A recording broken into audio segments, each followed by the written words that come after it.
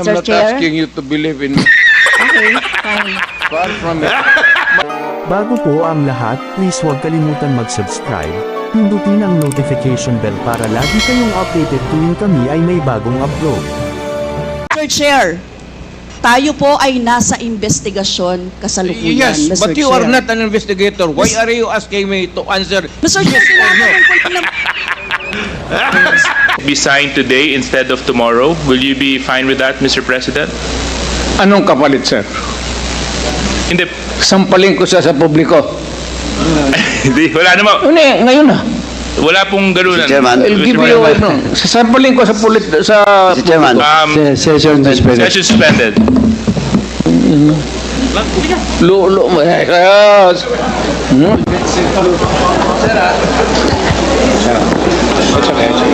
Sabi.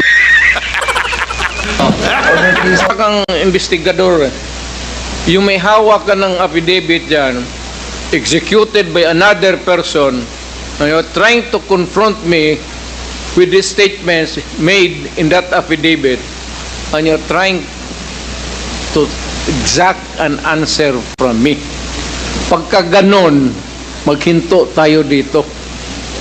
That is not proper. Mr. That President. is not fair. Kayo ay nagpunta ngayon sapagkat may tiwala na po kayo sa amin. Maraming salamat po. Sabi kasi ni sir na ipakontempt ako. So siya Are you done, Congressman Abante? Yes, Mr. Chair, maraming salamat po. Okay, maraming salamat din po. ikaw yan sir nagsabi na we will cite him in contempt. Contempt sir, priso yan eh. Mr. Chairman. The next to interpolate. Yes, Congressman Paduano. The former president is not yet recognized in telling this committee and me to cite you in contempt.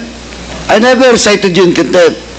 But, believe you me, I will not hesitate to cite it in contempt if you violate these proceedings.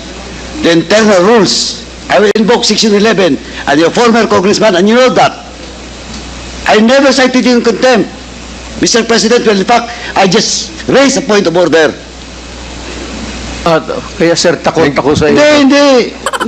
Thank you. Hindi ka dapat matakot for as long as you follow the rules of this ako, sir. committee and you should respect the members of this committee. I will Thank you, Mr. Chairman. behave sir because of you. COMELEC, Mr. Chair. To the donors, Mr.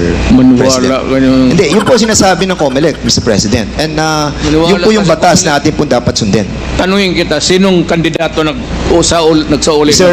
President, you cannot ask question.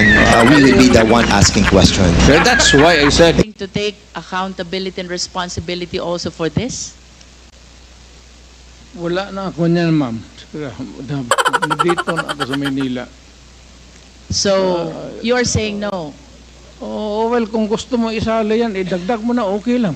How about the death of General Barayuga, the PSCS secretary? Are you willing to take full legal responsibility for this? I do not kill generals. The death of Mayor Aldong Parohinog and the 15 others in Osamis City, are you taking full responsibility on this? Hindi ako nagpapatay ng mga mayor, ma'am. The death of Mayor Espinosa of Albuera Leyte, are you taking full responsibility on this? Hindi ko, ma'am. That's my birthplace. The death of Tony Halili in Tanawan City. Malayo yan siya sa akin, ma'am. The death of Mayor Perez of Los Baños. Lalo na.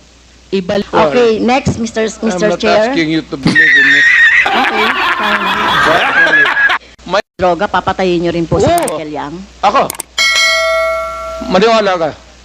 Kung may mga ebidensya Oo. po, papatayin nyo. Sasama, tawagan kita, sasama ko. Hindi po. Ayokong maging katulad ninyo, no? At ayokong masama doon sa patayan. You will So, be hindi po. witness to a murder. Mga Rods, sana nagustuhan ninyo ang video na ito.